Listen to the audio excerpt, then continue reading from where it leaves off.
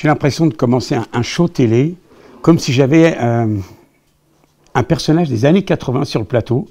Parce que quand on m'a dit, il est homme politique, c'est un homme de métier du cinéma, de la communication, et un fan de Jean-Jacques Goldman, je me suis dit, ça peut être que Jean-Sébastien. Bonsoir Jean-Sébastien. Bonsoir, on en rigole, mais c'est un petit peu ça. Bah, c'est un peu ça, c'est plein de choses à la fois. Ouais. Alors on mélange tout là, hein, oui. Et puis c'est des raccourcis, mais oui. Il n'y avait rien de faux en tout cas. C'est vrai? Ouais.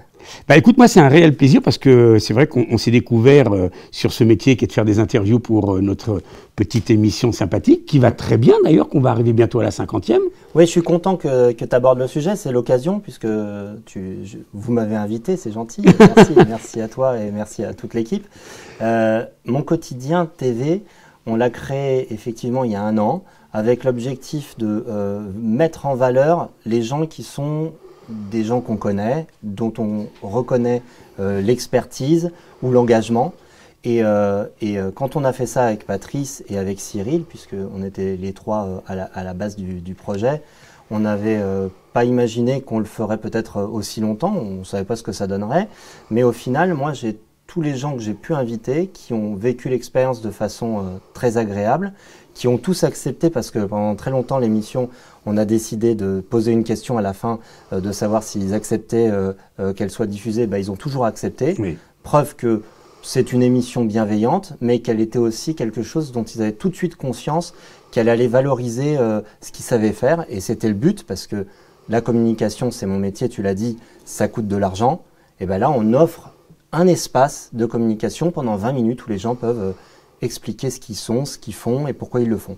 Bah écoute, moi, au nom de tous les intervieweurs et de toutes les personnes qui regardent mon quotidien TV, je voudrais te remercier. Je voudrais également remercier Patrice, parce que ce que vous avez permis de faire à tous ces invités qui sont venus semaine après semaine, c'est juste exceptionnel. Donc un très grand merci. C'est vrai que la communication coûte cher aujourd'hui. Quand on peut donner la parole à des gens qui n'ont pas accès au plateau des grandes télés, des grandes radios, c'est toujours positif. Alors moi, je vais te donner la parole aujourd'hui, parce que c'est vrai qu'on se connaît. J'ai entendu parler d'un personnage qui fait un peu de politique. Oui, enfin, qui en a fait. Qui en a fait, qui fait beaucoup de communication, puisque c'est son premier métier. C'est mon métier de toujours. Même. C'est ton métier de toujours, et qui est fan de Jean-Jacques Goldman. Oui, alors ça c'est vrai que je me le reprends comme un boomerang, hein, parce que c'est vrai que en dehors de mon métier, j'aime bien chanter, je fais souvent des références, puis voilà, effectivement j'aime bien Jean-Jacques Goldman, et du coup c'est vrai que j'ai tendance à exagérer un peu le trait, mais bon, il ne fait pas partie de ma vie au quotidien, oui. Mais c'est vrai que il nous manque, Jean-Jacques revient.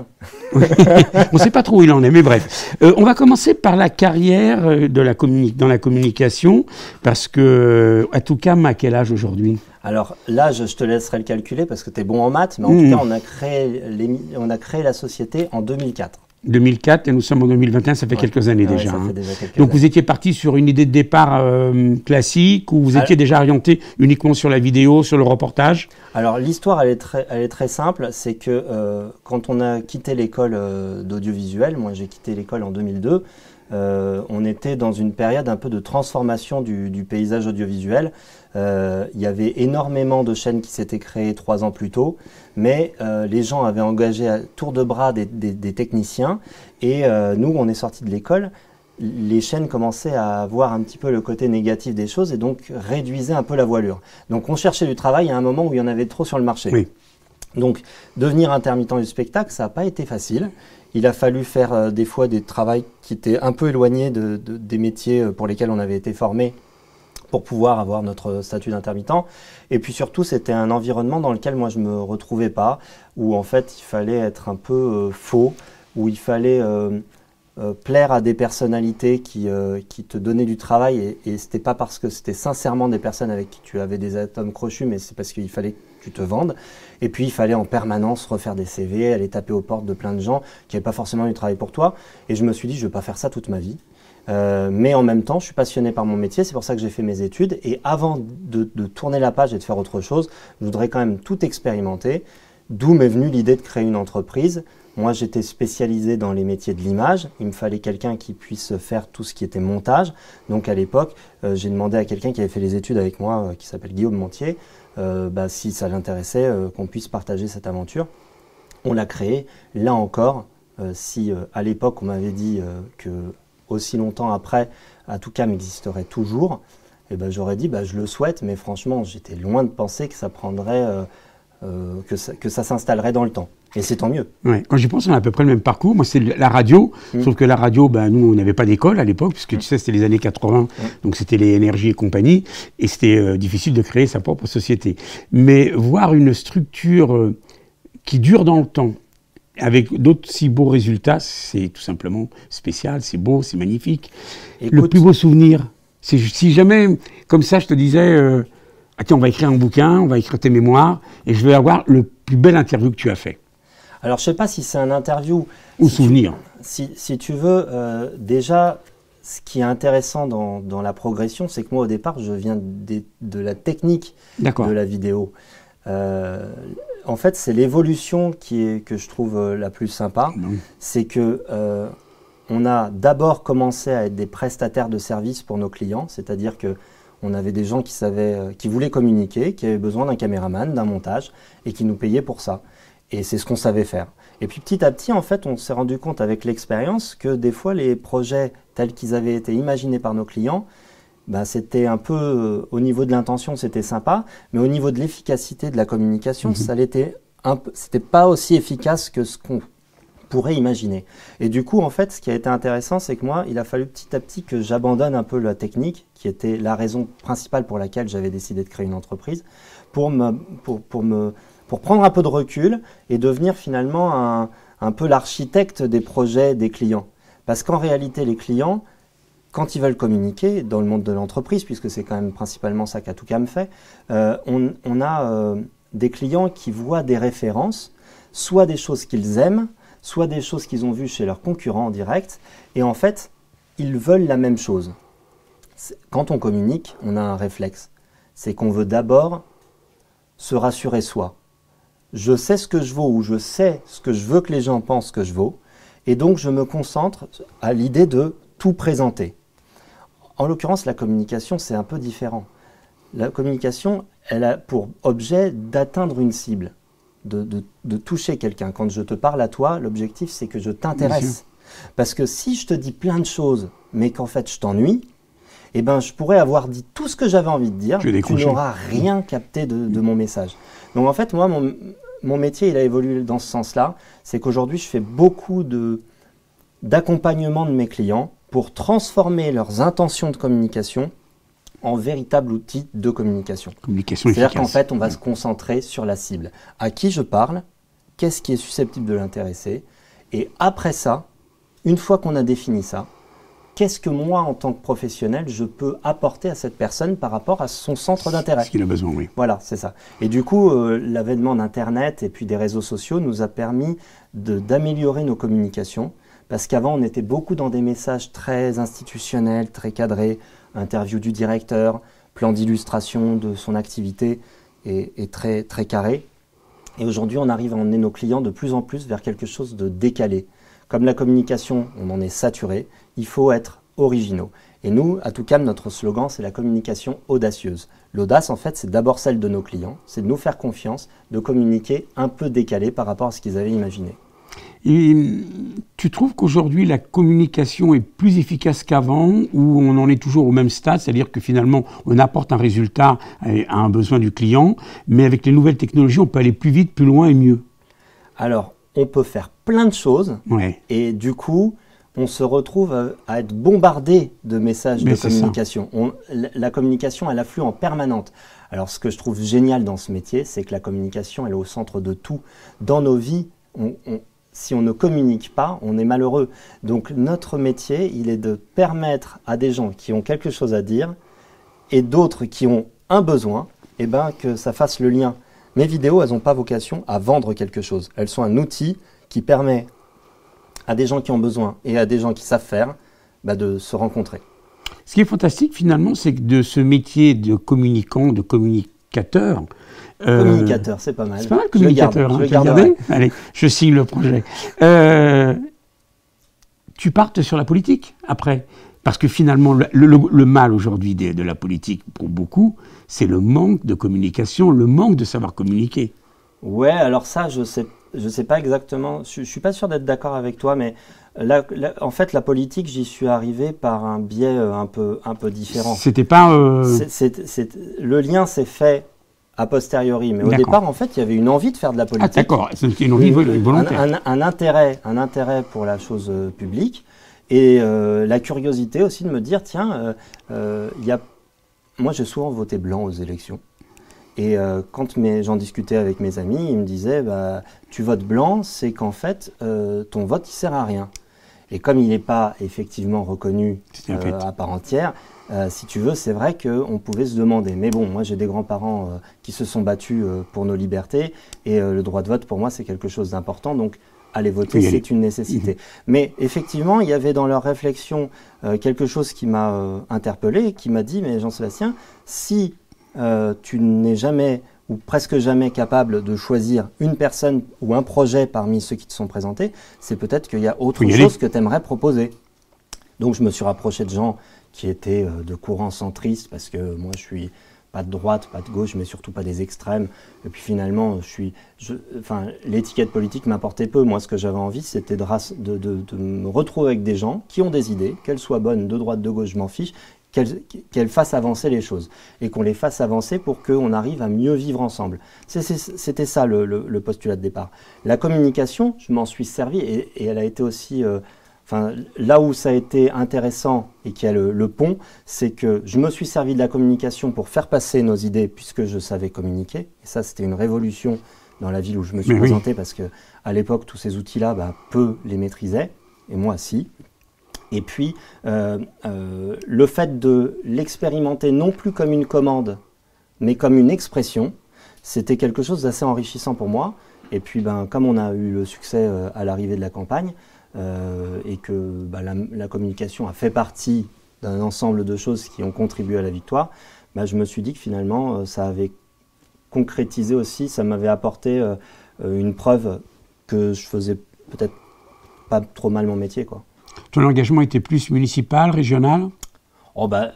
L'objectif, c'était de passer de l'autre côté de la barrière, de comprendre pourquoi ça avait l'air d'être si compliqué de mettre en place des choses. Et du coup, j'ai eu envie d'essayer. Oui. Et aujourd'hui, avec le recul, tu te dis, c'était une expérience enrichissante, bien sûr, parce que bon, faut jamais trop regretter ce qu'on fait, mais déçu ou pas déçu de ce que tu as pu voir, de ce que tu as pu constater dans ce milieu politique ? Écoute, je dirais que moi, je suis très content de cette expérience, et que s'il fallait le refaire, je referais sans doute pareil. Déçu... Je ne sais pas si je peux te dire que je suis déçu. Disons que j'ai pas répondu à toutes les questions. D'accord. Mais en tout cas, ce qui est sûr, c'est que si jamais je dois poursuivre une carrière politique dans l'avenir, ce qui n'est pas du tout à l'ordre du jour, je prendrai les rênes du projet, parce que en fait, quand on porte un projet collectivement, mais quand on n'est pas au final celui qui le met en place, on n'est pas garant que le projet initial soit respecté. Oui. Alors, pour quelle raison c'est pas respecté, j'en sais rien. Mais d'ailleurs, c'est la question à laquelle j'ai pas répondu. Donc, si jamais je continue de faire de la politique un jour, et vraiment, je te le dis, avec Atoucam, j'ai suffisamment de choses à faire et passionnantes. Oui. Que la besoin de toi, surtout. Oui, il faudra qu'un jour, elle soit moins dépendante de moi, mais ça, c'est le vœu pieux de tout entrepreneur, que l'entreprise les dépasse. Oui. On entend beaucoup dans les médias, et puis quand on discute avec les gens, qu'aujourd'hui, finalement, le problème majeur de notre société, c'est la communication au niveau des politiques. Entre autres, avec l'histoire du Covid, c'est pas quelque chose de facile à gérer, parce qu'on connaissait pas du tout ce qui nous est tombé dessus. Est-ce qu'on peut aujourd'hui, de la part d'un professionnel, dire la communication était là, elle a été plus ou moins bien faite, sans porter de jugement, bien sûr, hein. Il y a eu des erreurs de communication, il y a eu des erreurs de casting peut-être, je ne sais pas, mais en tout cas, ça n'a pas rassuré les gens.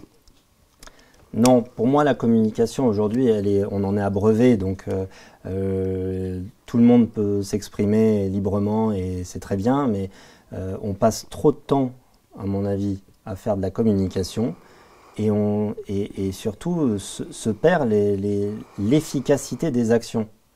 Alors je me suis bien rendu compte quand même qu'il y a une différence majeure dans le système entre ce que tu peux décider quand tu es aux manettes dans une entreprise privée par rapport aux responsabilités que tu peux avoir politiques dans un organisme public. C'est pas le même rythme, c'est pas les mêmes règles, c'est pas le même fonctionnement et en fait il n'y en a pas un qui est meilleur que l'autre, ça fonctionne comme ça. Néanmoins, c'est pas la communication le problème. Le problème c'est la sincérité et la simplicité des choses. Alors, peut-être que localement, moi dans ma ville, il y a un problème de communication, mais je pense que c'est plus un problème de sincérité que de communication. Mais à l'échelle de la France, pour moi, c'est pas la communication le problème. C'est comment est-ce qu'on met en place les choses pour que les grandes évolutions que la société a besoin puissent être mises en place. Et là, pour le coup, un petit aparté sur ma vie privée, moi ma chérie elle est allemande, donc j'ai aussi une vision de la culture en Allemagne et c'est deux systèmes de démocratie différents et je me rends compte que leur système je le trouve plus efficace. Si j'ai 2 secondes pour t'expliquer la différence majeure, c'est que nous dans notre système, l'élection présidentielle c'est quand même quelque chose d'hyper important sur lequel on consacre tous nos espoirs. C'est un modèle historique français. Mais au final, on remet entre les mains d'un seul homme toutes les clés pour 5 ans. Et malheureusement, avec la forte abstention, parce que les Français se sont détachés de l'intérêt de la politique, et avec le système tel qu'on l'a, il faut savoir que c'est 20 à 25% des gens qui décident d'aller voter, donc ce n'est pas toute la population française, c'est parmi ceux qui ont le droit de vote, 25% de ceux qui sont allés voter ont choisi une personne, ce qui fait que quand elle est élue, avec le système tel qu'il est, aux élections législatives généralement derrière, il obtient la majorité souvent absolue, il a tous les pouvoirs, ou pratiquement, mais il ne représente pas la majorité de la population. Résultat des courses, quand il y a un grand projet à porter, il n'est pas majoritaire dans la population, ce qui fait qu'il y a régulièrement des manifestations qui freinent de tous les côtés l'évolution que lui a choisie, mais il l'a choisie pour une minorité. Le système allemand, il est un peu différent puisque à la chancellerie est choisie une coalition la plupart du temps. C'est-à-dire qu'en fait, il faut réussir à représenter 50% plus 1 de la population qui s'est exprimée pour pouvoir former un gouvernement et toutes les sensibilités de ce gouvernement portent un projet de loi qui va évoluer et là, tu as une majorité de la population qui s'exprime, qui est d'accord. Et du coup, il y a beaucoup moins de manifestations en Allemagne et les projets, ils évoluent plus vite. C'est pour ça qu'on souvent on prend l'exemple, le système allemand. Tout n'est pas parfait, mais dans le système allemand, ils sont en avance sur nous sur bien des points. Sur bien des choses. J'en arrive d'Allemagne où j'ai passé quelques jours et c'est vrai que j'étais surpris que dans tous les petits villages allemands, il y a toujours un magasin, il y a toujours un café, il y a toujours un restaurant ouvert, ce qui est loin d'être le cas, par exemple, nous, sur notre Seine-et-Marne, où tu peux faire 50 km sans trouver une boutique. C'est dommage qu'on arrive au terme de cette émission. Parce déjà mais oui, T'as posé 4 questions. Mais ouais, mais j'ai posé 4 questions à quelqu'un qui m'a donné un véritable cours de géopolitique et je t'en remercie. Merci. Là, on va se mettre autour d'une table et on a une personne qui est avec nous, qui va se présenter aux élections présidentielles. Et je voudrais que tu lui donnes 3 conseils, s'il te plaît. Alors, tous les invités que j'ai reçus, je ne sais pas les tiens, mais en tout cas les miens, m'ont tous dit en un l'éducation. Oui, c'est vrai aussi. Je suis d'accord avec eux. Et en fait, l'éducation, le gros problème pour moi en France, c'est qu'on n'a pas mis en place la connexion pour faire en sorte que les enfants, avant de choisir leur filière professionnelle, puissent ne pas aller uniquement là où ils ont envie, parce que c'est bien d'avoir la liberté et d'avoir envie de faire un métier qui nous passionne. Mais ce qui serait bien, c'est d'avoir un maximum de codes sur, et avec toutes les sociétés qui analysent les statistiques, qui se projettent dans l'avenir, etc., savoir quels sont les grands secteurs dans lesquels on aura besoin de recruter de la main-d'œuvre qualifiée dans les années à venir, me paraît essentiel. Donc moi, j'aimerais qu'on arrive à aiguiller les enfants très tôt pour aller dans des métiers où on aura besoin d'eux. Leur donner envie d'apprendre un métier utile pour après. Ça, je pense que c'est important. Après, je dirais qu'il faut réformer vraiment le système démocratique. Je pense que la proportionnelle, c'est quelque chose d'hyper important. Je pense que le fait de considérer le vote blanc et de l'intégrer vraiment dans les résultats, c'est quelque chose qui me paraît fondamental. Et puis après, faire en sorte, mais là c'est plus philosophique qu'un grand projet, mais philosophiquement, il faudrait vraiment que nos politiques comprennent que la base électorale, c'est intéressant, mais passer son temps à créer un climat qui oppose les uns aux autres, le privé, le public, les riches, les pauvres, les pures souches, les gens qui viennent de l'immigration. Tous ces sujets-là me paraissent clivants. Moi, je suis pour qu'on essaye de faire en sorte de trouver ce qui nous unit plutôt que d'essayer d'appuyer sur les choses qui nous divisent. Mais voilà, c'est philosophique plus qu'un projet à proprement dit. Ben, merci beaucoup. J'espère juste que les futurs candidats t'écouteront. On a plus parlé de politique que d'Atoucam, mais bon, c'est intéressant aussi. Mais juste une chose que je voudrais dire, si tu me le permets, tant pis, on dépasse, mais on a le droit. Juste une chose, nous on a développé, et en s'associant aussi avec Patrice, que je remercie d'ailleurs de nous accueillir pour ces émissions, on a développé beaucoup, à la demande de nos clients, les prestations en streaming. Oui. Donc les événements après le Covid se sont relancés et maintenant on nous demande des solutions un peu hybrides où on accepte de filmer des gens qui sont en distanciel par des logiciels de visioconférence et de les intégrer et de les faire venir sur des plateaux réels où il y a d'autres personnes. Donc on peut le faire dans des studios comme celui de Patrice, on peut le faire aussi dans des salles qui avaient l'habitude d'organiser des événements.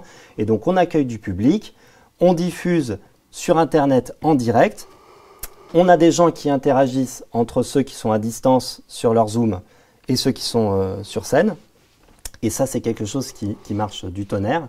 On nous demande beaucoup et nous, on a l'expertise pour le faire. Donc, j'invite tous les gens qui ont regardé cette vidéo à nous solliciter s'ils ont des besoins. Et tu fais bien d'en parler parce que c'était la conclusion que je voulais avoir. Déjà, vous remercier aussi bien les équipes d'Atoucam que les équipes de Griffe Production parce que aujourd'hui, vous êtes à la disposition de ceux qui ont besoin de communiquer, ce qui n'est pas facile à trouver parce que bon, il y a de tout sur le marché. Quand on a affaire à des gens de confiance comme vous, à des super professionnels, moi, j'ai qu'un seul conseil à donner à toutes les personnes qui nous regardent, c'est contactez-les et je suis sûr que vous serez content du résultat parce que, encore une fois, un grand merci à tous les deux. Ce que vous avez fait là, personne ne l'avait jamais fait avant et ça permet aux personnes qui ne sont pas invitées sur les grandes chaînes de télé d'avoir leur mot à dire. Moi, je vous donne rendez-vous très prochainement pour une prochaine émission. Encore une fois, Jean-Seb, on va dire Jean-Seb hein, parce qu'on a l'habitude. Bravo, merci. Merci. Et à très bientôt, mais en tant qu'intervieweur. Ah bah oui, je retourne à ta place. Merci, à très proche.